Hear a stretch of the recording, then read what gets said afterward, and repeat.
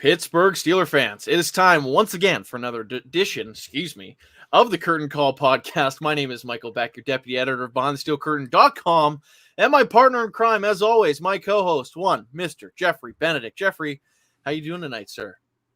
Doing good, Michael, doing good. Hey, and that's great to hear. We are not exactly in the thick of Super Bowl season, as that really kicks off once a Pro Bowl's complete. Once you kind of get into those interviews and what have you, all those things. Of course, Bengals and the Rams. Don't want to see the Bengals there, but of course they made it. So I'm sure a lot of us will be cheering for those LA Rams. Anyhow, this week we are already kind of in that draft season as well for the teams that really aren't in it, like your Pittsburgh Steelers. The Senior Bowl down in Mobile, Alabama is going there, and a number of other things as well. I suppose is kind of taking place throughout these the next few weeks here when it comes to looking at prospects and being forward thinking and seeing like kind of the directions of these teams. Also, Sean Manahan throws something up in the tip jar here as well. Puts $5 in the tip jar. Michael and Jeff, thoughts on Clowns tanking? Pay for losing. This is something we did talk a little bit off air as well. So first of all, thanks for that, Sean. Of course, the reports that Brian Flores and Hugh Jackson were told that they'd get like $100K per losing a football game. Every game they lost, they're going to get $100,000 to lose. Geoffrey Bennett, I know this is something we talked about before the show. Do owners care about winning in the NFL? This is one of the things people always say is like owners want to win. Whenever the argument about race and hiring coaches comes in, and that's a big topic right now because as of right now, Mike Tomlin's the only minority head coach. He's it, and so now it always comes up and you hear like owners want to win. They're going to hire whoever the best candidate is so they can win. But in any business, the bottom line is money, right? Winning will bring you in some money. But there are a few things that bring in more money than winning. And I'm not talking about the Super Bowl. Only one team wins the Super Bowl. Winning the Super Bowl, there's some money in there. You get a good payout for that. But outside of that kind of success, which is genuinely hard to achieve, a few things bring you good money, and nothing ranks as high as getting that number one draft pick and bringing in a quarterback. That's one of the best ways you can make money. If you go with Joe Burrow, obviously 2020 season, his rookie season, there weren't much ticket sales. But Cincinnati instantly had a player in top 5, top 10 jersey sales. Instantly had season tickets being bought. Trevor Lawrence did the same for Jacksonville. There are owners out there that when they're faced with a team that's not that great and they know they don't have a chance to go to a Super Bowl can sit there and tell themselves, you know what would make us some money, what would bring positive attention to the team is if we lost a ton of games and got that really high draft pick. You make money that way. And also, if owners want to win, where's Joe Burrow and the Cincinnati Bengals? They're going to play in the Super Bowl this year. What's the difference?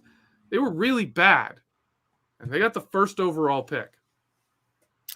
And eventually they did hit on it. But I will, eventually. Obviously, yeah, eventually one of those pans out, one of those first overall picks. But obviously we do want to talk about the Steelers. But the one thing I would add on to this is, paying a coach $100K to lose, like you want to tank. Oh, that hurts my soul. That ruins the integrity of sports. Good on Brian Flores for winning those 5 games with that. They went 5-11 with a team that they absolutely gutted in the management level, trading away Minkah Fitzpatrick and Laramie Tunsil and all their talent. They gutted that team. Flores led them to 5 wins. I suppose if you got that $100K per loss, you still walked away with $1.1 million if they actually paid it out. But still, that is embarrassing, and I hate that for football. And really, go ahead. I also want to add, if he has legit receipts, if he can show it, if they have multiple coaches able to show that owners in the NFL paid coaches to lose games, there are serious questions The NFL now has partnerships with gambling, right? Yep. If you have an owner of a team asking a coach to lose games in a state where the NFL has partnerships with gambling, now you have potential serious issues, serious legal issues, serious anti-mafia law issues, which, who's to say they're not like legit issues? Like, we don't know. And who's to say if the NFL lets this slide, it wouldn't become an issue in the future even? Like, that's a slippery slope there. And if he can show it, if these owners gave up evidence, or even if they can corroborate, if you've got enough corroborating witnesses, this is big. And this is the kind of stuff Congress gets involved in. And literally no one wants the United States government messing around with the NFL with football. But that's where the NFL is going to take this. If this kind of stuff is legit and they can show it, this is where the NFL is choosing to go. Like, come on. How stupid are these owners? I just, like, when people act like owners are smart and they're going to act in the best interest of their team, look at these guys. They're dumb. It shocks me how dumb they are. Yeah, and I think that's a good way to put it. Now, of course, we we still want to talk about the Pittsburgh Steelers, of course, and there's some pretty damn big things going on in the world of the Pittsburgh Steelers, regardless of what's going on around the NFL. Their Steelers are a team in transition. They're a team that needs to kind of look at some of the talent in the outside free agents pool. They're a team that's going to need to spend some money and make big moves and do things differently. Obviously, one of the huge things at the Senior Bowl, the Steelers are meeting with every quarterback. To think the Steelers are going to walk away from this offseason and only have Dwayne Haskins and Mason Rudolph at the QB position, no chance. With their actions already, there's going to be someone new here. For sure there will be. And as the curtain call goes on, of course, we will spend a great deal of our time talking to college programs with teams with quarterbacks, because at the end of the day, there's a good chance at pick 20 or pick 59. Is that their second round pick? I believe it's 59. There's pretty good odds that one of those two picks will end up being a quarterback if they don't add someone in kind of that veteran scope. But tonight, of course, we're going to do tons of shows on the rookie QBs. And before we get there, we do want to touch on the trade market a little bit. And we're definitely going to start at the QB spot and kind of work our way around some of these names across the NFL that's available at a few different positions, but namely the quarterback spot, because this is the one spot, if the Steelers are going to make a trade, to me, the only real legitimate game-changing starter is going to be at quarterback if they're going to make a trade this offseason. Obviously, the names you want to hear, the big names, I feel like are incredibly doubtful. But both Geoffrey, Benedict, and I will give some opinions on some of these names briefly and give some options of where they could end up. Now, obviously, the first name that I think everyone wants to talk about this offseason is Aaron Rodgers, because that's going to kind of change the balance of the NFL wherever he ends up. If he stays in Green Bay, they're still going to be a contender. If he goes to Denver, that's another powerhouse in the AFC West, which is just an insane division to think of, especially if Rodgers ended up there. You name it, there is a plethora of teams he could wind up on. I know a lot of people like the head nods between Tomlin and Rodgers. I thought that was fun when that happened during the season. But Geoffrey, Benedict, what happens with the prized possession of this year's offseason and most likely back-to-back NFL MVP, Aaron Rodgers? Where's he going? Aaron Rodgers. I'm going to take off a lot of people with this one. There's a team that just lost. Top tier quarterback, a team that went pretty deep in the playoffs and has been to a Super Bowl. I think the Tampa Bay Buccaneers could make a play. They aren't dying in draft capital. Like they could do they're still a talented first round picks. Yeah, you still got that defense mostly intact. That offense is there. He'd have some serious weapons. Yeah, they just got to figure out Godwin. But if he left and they got in Rodgers, what stopped them from going out and getting Devontae Adams too? Exactly. And the thing with Rodgers is, well, he will cost draft picks. He's what, like I think 19. He's under $20 million in salary cap hit because of how much the Packers have to eat. I believe he's right around 20 million. Right. You're right. Yeah. So he's cheap as far as the money and what he's going to hit on your salary cap. Rodgers is cheap when you get him. He's going to cost you picks, and those picks are going to be like, they're not going to have to skimp on those picks because you're getting Aaron Rodgers for $20 million. You're going to have to give up some serious draft capital for that. But if you're looking for a team that's ready right now to say we could win this right now, if I'm taking a shot, I'm taking Tampa Bay. And honestly, Rodgers fits Bruce Arians' offense better than Brady. I mean, obviously, Rodgers doesn't have the record of Brady when it comes to, playoff wins and Super Bowls, but he would fit that team. Yeah, that would be a huge one to watch. To me, I still think Denver should be the leading candidate. I think them adding Hackett as their head coach, and then, I can't remember. I think it was the Packers tight end coach became their OC. And all the talent, like Denver with Rodgers might be the best team in football. Like Denver has a great defense. Denver has a pretty good O-line. Denver has great receivers. They drafted year after year good receivers. They got some decent running backs. Like, they're a pretty talented team that has underperformed. And like you throw Rodgers into the mix, yeah, they still have the Chargers and the Chiefs and the Raiders to get through. They might have, like, when all things are said and done this offseason, I think the Chiefs are going to end up losing some guys just based on like how good they've been, just being too expensive. I think the Broncos would be a serious play. One other team that should be all in on this, if you're the Cleveland Browns, I think you have to be in on, like, you'd be stupid not to. Like the Browns have a very talented team. Like if we're being real with ourselves, they have a talented team. I think they have a pretty good head coach. They've been held back by the quarterback. The Browns, if they don't get involved, if I'm the Browns, I'd be willing to move some serious draft. You've never done anything like that team with Rodgers. Like the Steelers are obviously a team that a lot of people are going to expect to take a step back. I think that's fair. I think all Steeler fans can admit it's a team that's going to take a step back. The Ravens, I know they had their injury issues, but again, I don't think they're a great team. They're going to have to pay Lamar Jackson. The Bengals are a talented team with a ton of salary cap. You're the Browns. This is your best roster you probably ever had, easily since you came back in the NFL.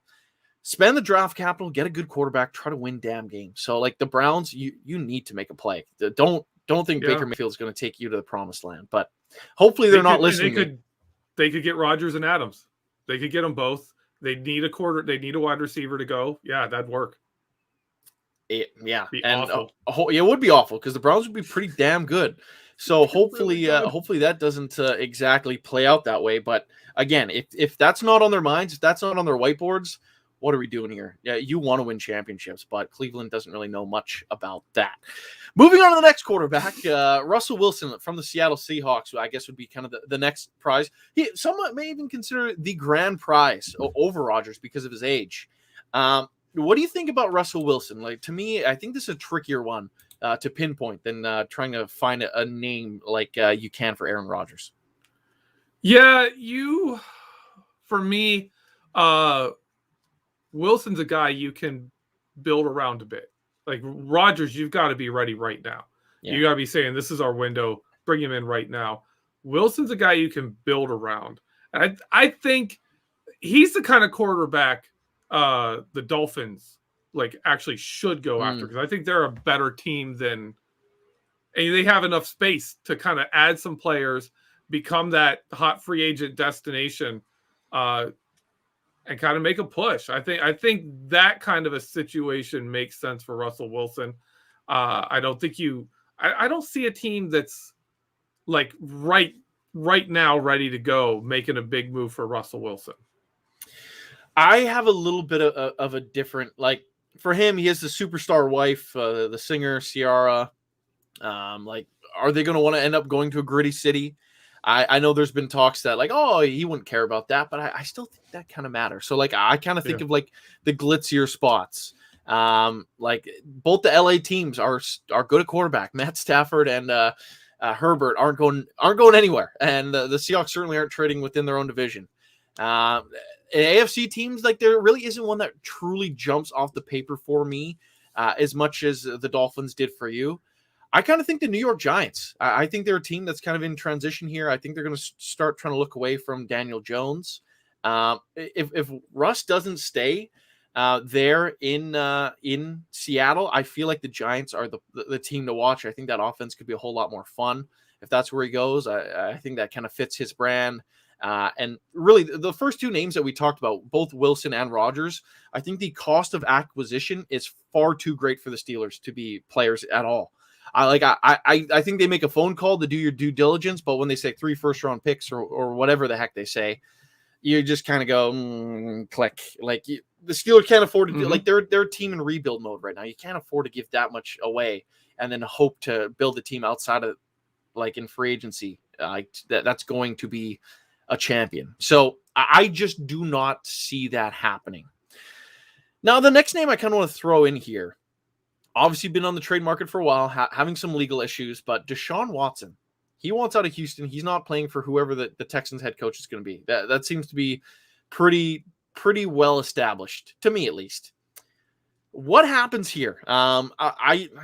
This is obviously a big legal mess, but he was arguably the second best quarterback in the NFL in 2019. But what do you think happens with Watson? I honestly think we are the most likely circumstances he doesn't play. I agree. I think that is the most likely situation, and I think he's stuck. I think Houston's stuck with him. I don't see it happening. If he does, I mean, it would have to come pretty quickly, or even over the summer, come out that he's cleared. And at that point, I think Houston keeps him. Once you're past the draft, I think Houston keeps him, and I don't think there's much chance of him getting traded before the draft. So I don't see him changing hands at all, and I don't think it's likely he even plays. I tend to agree with you. I think some of his legal stuff is supposed to be sorted here in February. I do recall reading that, so there might be some kind of exit here, but I still feel like the Dolphins would be a player to watch. For how talented Deshaun Watson is. He really is a good quarterback. So if he's legally able to play, he will play somewhere. Outside of the Dolphins, who have by far shown the most interest, I just don't see it right now. Maybe the Washington football team, the Washington Commanders, who got their brand new name today. That's going to be another. First of all, did you see their jerseys? They're so awful. Even the name. They are awful. Yeah, they are awful. I wanted to throw it in the side. One of my hopes is that either like Kirk Cousins or Russell Wilson end up going to the Washington Commanders to be their quarterback, just so we could have Commander Dangerous or Commander Kirk. That's pretty funny. I didn't think of that, but that just entered my PowerPoint. Someone on Twitter was commenting and saying it's like a comic book team name, and I'm like, yeah, it's like the Gotham Knights and the Washington Commanders. Like it's such a cliche name. It's terrible. I think it's an absolutely awful name. I think Dan Snyder is still upset that the Steelers got money from a Batman movie. Snyder, that's another idiotic owner. Anyway, we don't need to peel that one off because I think everyone knows he's an idiot. But anyway, moving on with quarterbacks, I think the next probably big name on the list here, because there really is seemingly a lot of names on the trade board at quarterback this year. How believable they are. There's just a few that I think will probably stay put. This next one I think ends up staying where he is, but Derek Carr. Yeah. Derek, I think this is all a product of how many young quarterbacks are doing well. All these teams are saying, you know what, maybe if we could get a good haul, move up, get somebody big, it's better than, trying to win in the playoffs with a 30-year-old quarterback. Derek Carr, they traded him. He is honestly like the one guy I think would work in Pittsburgh. Of all these trades, Derek Carr is a guy I think could work in the AFC North. And I could see Steelers going for it. I could see Cleveland going for him with Kevin Stefanski's offense. You give him another, it's another, like you give him a Josh Jacobs or a Nick Chubb. You give him that big running back. You let him go out there and be a fourth quarter guy. Like that's what he's best at. So I could see Derek Carr in that kind of situation. I could see Derek Carr in like an NFC East. I could see him in New York or in Washington kind of situations. But mostly I think he's probably staying in Las Vegas. He's probably going to stay there. But I could see him moving to more a Midwest or an East Coast team that's not quite as, new wave as these other organizations.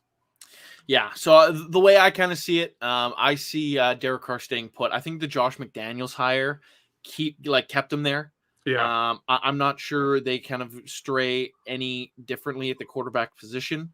And I think when Derek Carr, obviously, when he's protection, he's a pretty dang good quarterback. So He is. I think he stays put. The next name here, this is where things start to get interesting for me. And some people are trying to put me on blast on Twitter for it. For just an observation, but Jimmy Garoppolo, Najee Harris brought his name up. He has 1 year left on his deal, a decent amount of cash that would all fall to the Steelers just based on how his deal is set up. But Jimmy Garoppolo, man, NFC to AFC, it makes sense. He said he wants to be on a team that has a history of winning. Steelers make sense. Steelers players have thrown his name out there. It makes sense. Jimmy Garoppolo, where is he ending up? Man, I don't know. I don't know. He scares me because the Steelers kind of want to go more towards what San Francisco does on offense. Yeah. Like, that's kind of where we want to head.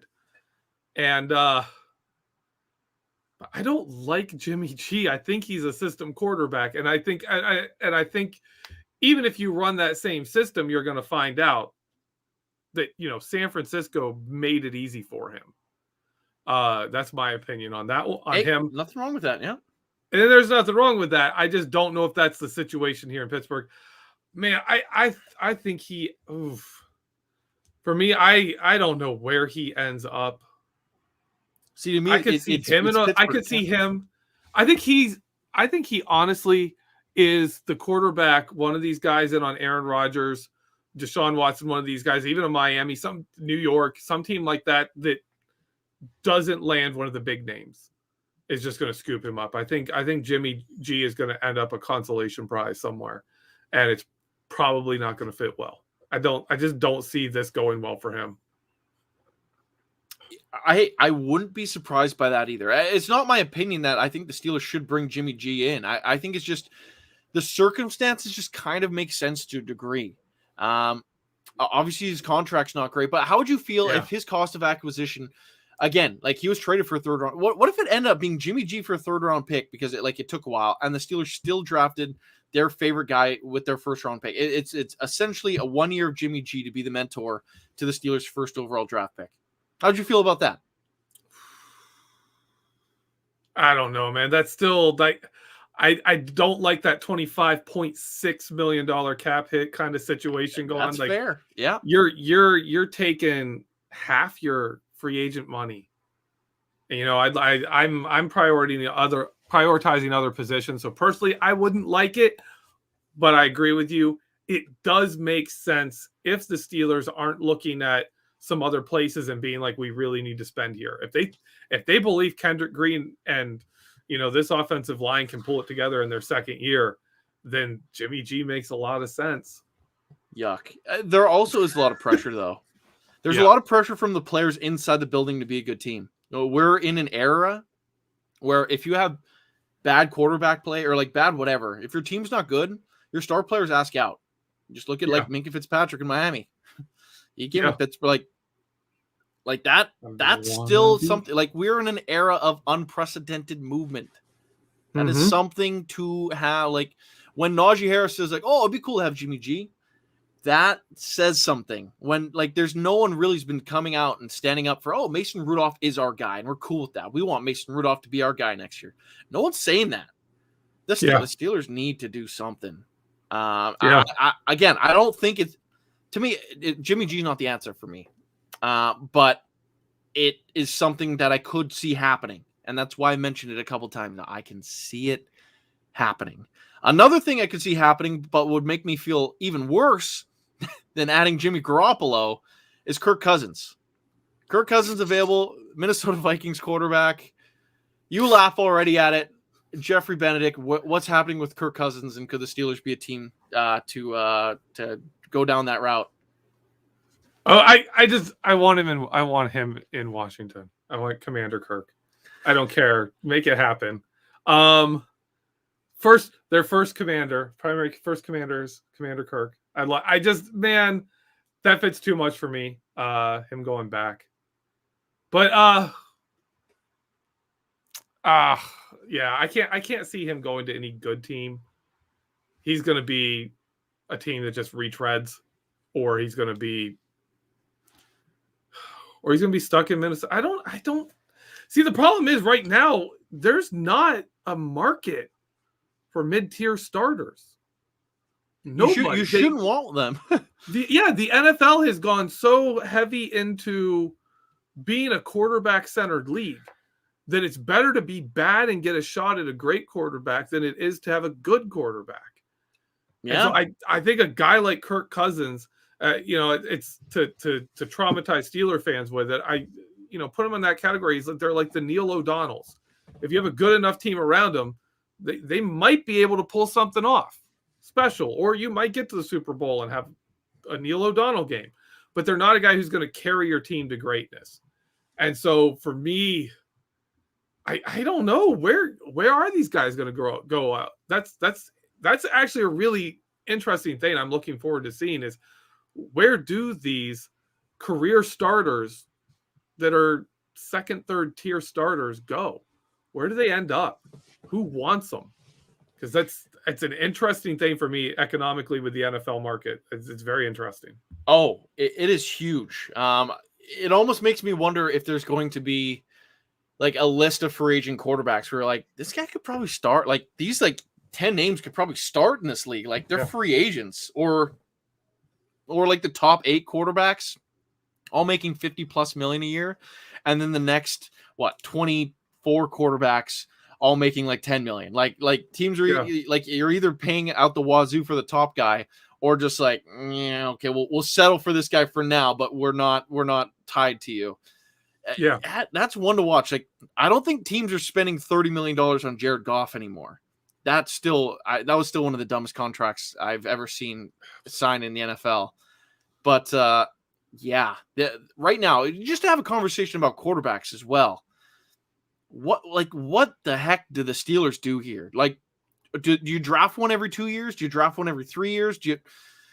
How fast do you have to pull the trigger to move on to the next one? Like, you can't get stuck in a cycle of Deshaun Kaiser, Baker Mayfield, Brandon Weeden, Johnny Manziel. Like, I'm trying to think of all the idiot quarterbacks the Browns have taken in the first round year after year, and how many they've settled on for a few years as their starter, how many they moved on immediately, how many aren't in the league. All of them basically aren't in the league. What the heck do you do at quarterback? Like, what do you do nowadays? What do you do? To me, I still think you build the rest of your team and you go, in my opinion, I would go cheap at quarterback. I would have a quarterback making rookie money, and not higher than that. You're going to go above 10 million. That guy better be the guy. Now you're like, when you're making an investment, when you're going like maybe 15 in the current player contracts are gonna be crazy this offseason. There's so many free agents, but there's so many teams with a lot of cap money. The contracts are going to change scale. But if you're paying them $20 million a year, you're probably screwed. Like, they're good enough that you're committed to them, but they're not good enough to do much. They're not enough to really win. So for me, I would follow like the draft a quarterback, go with some cheaper guys. But most of all, when you make a move for a quarterback, you've got to be sold on it being your guy. And you also need to have a team around him at the moment you do that. So for me, it's the more the quarterback position becomes a lottery ticket, the more the rest of the team matters more than the quarterback position. Because If you got the rest of the team, you've got a better chance of that quarterback actually turning into what they could be. Like even Patrick Mahomes, people were like, how great is Patrick Mahomes? He's showing that the Kansas City system really helps him a lot. That is showing up that maybe he's not, the combination of Tom Brady and Aaron Rodgers everyone thought he was there when he won the Super Bowl. That maybe he's mortal, So having that talent around him, having a good system, having a team that they can win on, I think is an incredibly important place to be, to give that quarterback the best chance of becoming that player you want them to be. How many straight years, if the Steelers determine in the draft there is no one when it comes to their turn to pick, if they feel like there's no true franchise quarterback, and really the free agent and trade market just cools down from like what we've seen the last couple of years, it's kind of not realistic to say it's going to last like year after year thing, having Tom Brady and Aaron Rodgers and all these people come up on the market year after year. It's just unrealistic. So to me, how many years of Mason Rudolph are you cool with as number one, without like having like anything more than like a 3rd round pick or a 4th round pick as competition? 0. So you think this year they have to move, like they have to add someone that's at least a 2nd round pick? Is that like they have to do? I am less cool with Mason being the quarterback this year than I would be saying, give him 2 or 3 years if we had a different offense. If you're committing to Matt Canada's offense and you start a guy who's basically like, this guy can run Ben Roethlisberger's offense, that didn't work. Like that matchup was bad when it was Ben Roethlisberger. Why are we bringing in, the guy who could come in and play Ben Roethlisberger's offense to run an offense that Ben Roethlisberger didn't fit? So to me, I get the Steelers' loyalty and being like, hey, we want to give Mason Rudolph a chance, and we'll see if he can run it at a reasonable level. But oh man, I don't think he works at all. In my opinion, if you're not going quarterback in the draft, or even if you're aiming for a quarterback in the draft, but you're not certain they're going to be a starter year one, you go get a veteran that can run that offense. Even if it's a Tyrod Taylor or a Jacoby Brissett, where you don't know how good they're going to be, but they can at least run the offense that you're drafting this kid to run the next season. Get someone where you don't have to change the offense and keep this kind of hybrid awfulness that we've been doing. So to me, I don't want Mason Rudolph, not because I think he's terrible, but he doesn't fit what the Steelers are trying to go for. Like you draft Malik Willis, and you have Mason Rudolph start for a year. That's not the same quarterback. That's not the same profile. That's not the same plays. You can't run the same offense with those two. So what are you doing? So to me, I'd rather bring in a cheap veteran that can run Matt Canada's offense, even if it's not great, than having to work the offense around Mason Rudolph when he doesn't have the skill set for it. Yeah. It's one of the huge questions here, especially like not to be a full draft centric show like today was obviously trying to talk about players that are already in the NFL. But when it comes to that prototypical player that you want playing quarterback for Matt Canada's system, who would you think it is?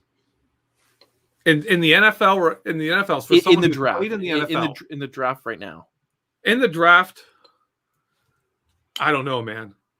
I don't know. I haven't dug into the draft yet. That's fine. And I got another week before I start the deep dive until we hit our hard draft stuff, of course. Now, sure, but like in the NFL, like who's the perfect quarterback for the system? Jacoby Brissett. I know he's coming off injury and he may not be the player he was, but in college, like he was the best quarterback fit for the offense that Matt Canada ran that he ever had.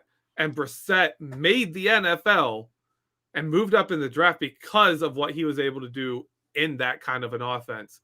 He's shown he can play in the NFL. I would love to see him, especially if he was healthy and could play back to full strength, see him in Matt Canada's offense just to see, because he was kind of a borderline starter before, like a guy who could kind of manage the game for you. I think in Matt Canada's offense, if he was fully healthy, he could be a little more than that, and you would get like a bargain and actually get good quarterback play for a year. Not high end quarterback play. Not he's carrying us to the playoffs, but good quarterback play. Good, from a guy who's not going to cost you that much. So that's the guy for me that fits it. If you're going for a higher end quarterback, I'd go for a Justin Fields. I'd go for one of those younger athletic guys, even a Tua. He's not the best reading. He's not in that like progression kind of system. Matt Canada throws a lot of plays in there that are simply like very simple reads. Like, where's the defense? If the defense is committing over here, then you read 2 plays over here. And it worked. Ben Roethlisberger made it work when the offensive line was working and when the run game was going. It actually started looking pretty decent. So I think those are the kind of players that fit Matt Canada's offense, especially if they've got legs and they're willing to run and they're able to. This is turning into the QB show, so might as well really keep rolling on the topic now, because I'm curious your thought. What is the absolute worst case scenario for the Steelers, in your opinion, at the quarterback spot this offseason? For me? Yeah. Number one worst is they trade multiple first-round picks for Aaron Rodgers. That would be number one worst for me, because I look at this team and I say, yeah, Aaron Rodgers isn't taking us on a deep playoff run. I don't think this team right now is better than Green Bay. Or like, you subtract Rodgers, you ignore the quarterback position, 2021 Green Bay or 2022 Steelers, which one's better? Without a quarterback, and I'm not taking the Steelers. I think we have too many holes. You know how I feel about Jimmy G. I think Jimmy G would be a colossal mistake as well. Any kind of making an investment where you are crippling your ability to address the offensive line and some serious positions you need to find good veteran starters, in my opinion, or draft picks that are going to hamper your ability to turn this team into a team where a quarterback could really do something good for them. If you want to draft somebody, if there's someone you want to draft them. Other than that, man, go cheap on quarterback. Don't put a lot of resources into a position just to draft one next year. Use those resources to build the team that'll help that guy you draft next year have success. Yeah, that's a really good point. It's going to be tough. Like, this year will be interesting. If the Steelers add, if they built a great roster this offseason, like they spent their money well, they draft well, they put together a good roster, and Mason Rudolph is enough to 9-7, or I don't know, 9-8, I guess is what we look at now with this stupid 17th game. Another 7th seed, that pick 20 again. At what point, okay, now they have a good roster. Say there's no good free agent options at quarterback next year, no one on the trade block. When do you trade up for a quarterback next year? I know these are a bunch of what ifs and a ton of hypotheticals. If they could build a great roster this offseason, they nail the draft, they sign five quality starters. They find 3 O-linemen. They find a defensive lineman and a corner. Okay. They nail it. And they have a good draft and find starters in the draft too. If this Steelers team wins 9 games, makes the playoffs, let's say they somehow win a wild card game with Mason Rudolph, or win 11 regular season games with a Mason Rudolph or a Dwayne Haskins or that level of player, because they did that well, that's when you go out and you get a veteran.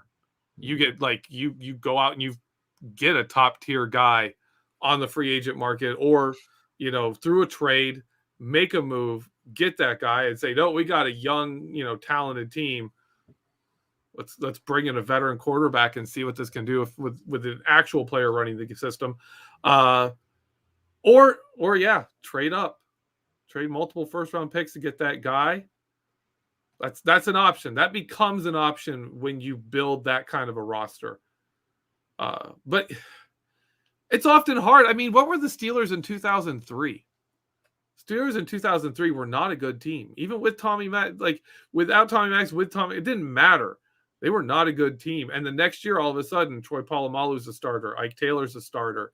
The offensive line, they had 2 offensive linemen come back. They had a whole bunch of stuff come together. Deuce Staley came as a free agent running back, and it just all came together.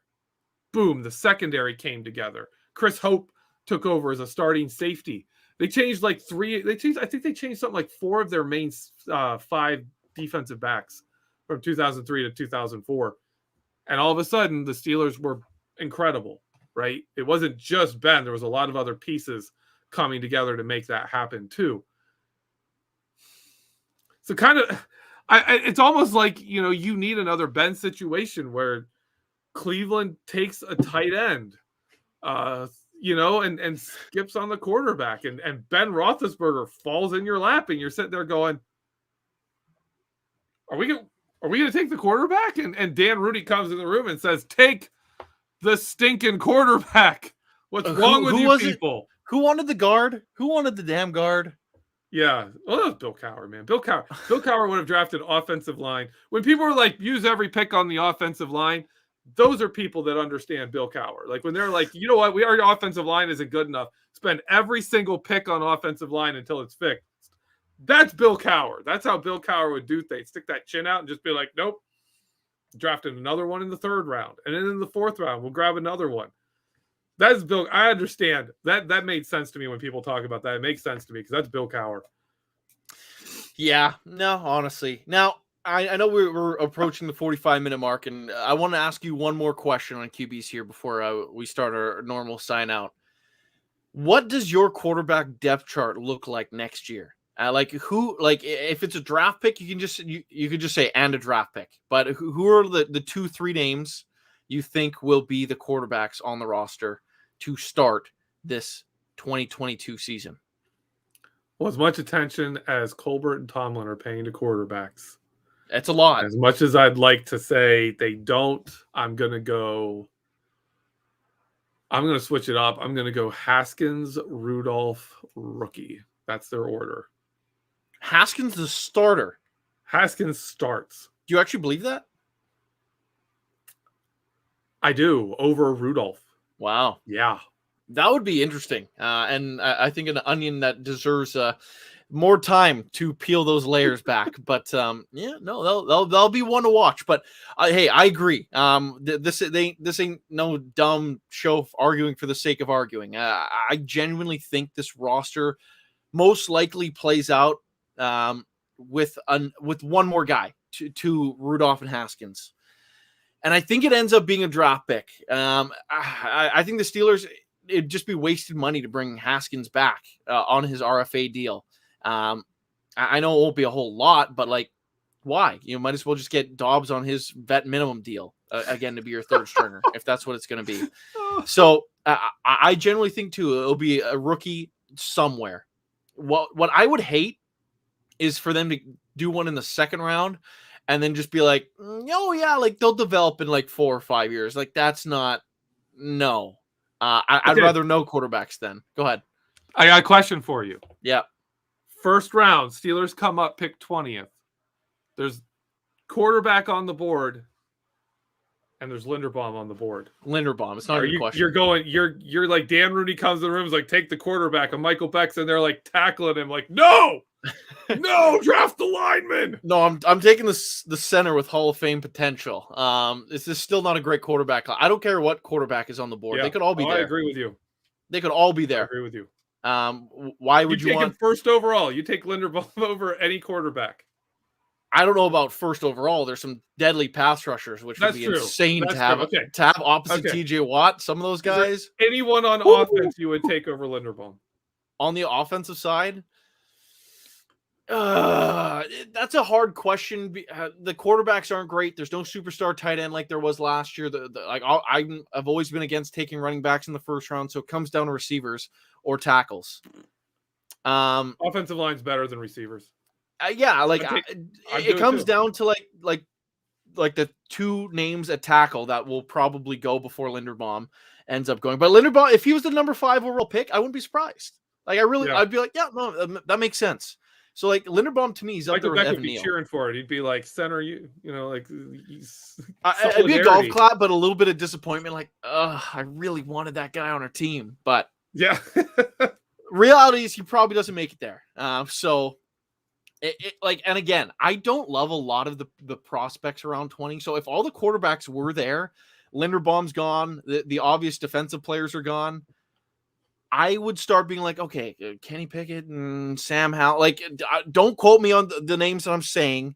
I'm just saying them because those are the people that Tomlin and Colbert have been meeting with the most. But like, yeah, like, okay, I could see a quarterback going then. But oh my god, if the center was there and they didn't take him for anyone, like, I don't know, if Aiden Hutchinson fell, the guy that's supposed to go first overall, I suppose, like, yeah, no, of course I'd take him. Like, you can never have enough pass rushers. Ask the Giants that won 2 Super Bowls with 3 like outstanding and like a few different names between those 2 Super Bowls with 3 excellent pass rushers. But I digress. We are past our time limit, and before we sign off, I do want to wish Mr. Geoffrey Benedict a happy belated birthday. Celebrated the other day here, so Geoffrey, happy birthday to you, sir, and everyone in the chat, wish Geoffrey a happy birthday for me. I am now Troy Polamalu years old. I am 43, so nice. I need to get a Troy jersey and wear it like all the time this year. Grow the hair out, maybe. Yeah, might as well. No, not the hair. Tell your wife I said you're growing your hair out this year for okay. Troy. I'll let her know. Year. She'll understand. She'll be like, "Well, he is Canadian. I guess you have to." He's just so polite how he asks. You just kind of have to do it.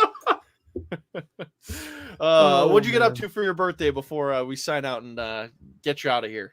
I went and had some really good food. I actually went one of my favorite places. I went down to Pepe's on the north side, got myself their pepper steak sandwich. I don't eat too many of those, but man, that's one of my favorite things to do.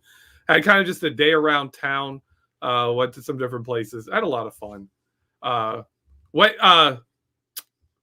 Went and saw the collapsed bridge. That was nice. That was fun. Okay.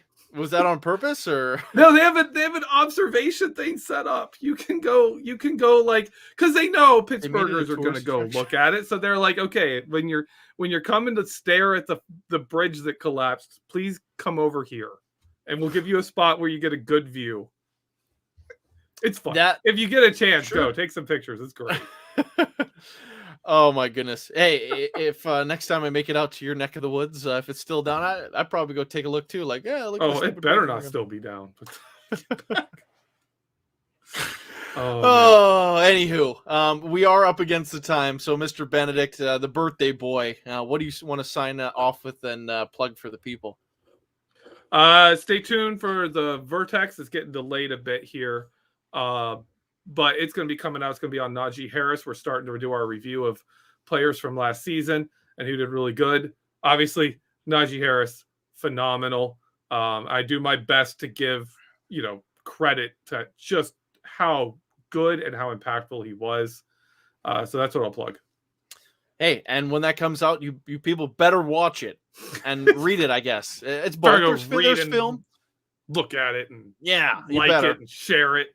As much as I hated a running back in the first round, Audrey Harris is a damn good player, and you can only hope that he's healthy longer than average. But without opening that can of worms either, I need to remind everyone to click over to BehindTheSteelCurtain.com.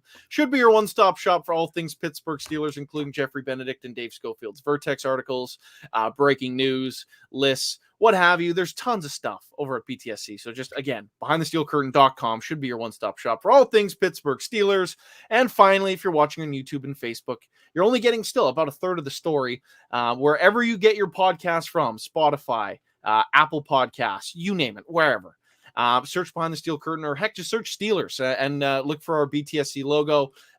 We are one of the most listened to podcasts when it comes to the Steelers. And if you want to keep your fix, help supporting us, you can like, subscribe, follow along. The more you can help support us, the more we can get great content out to each and every one of you. So on behalf of the birthday boy, Mr. Geoffrey Benedict, my name is Michael Beck. Thank you for tuning into this edition of the Curtain Call, and we'll see you guys soon.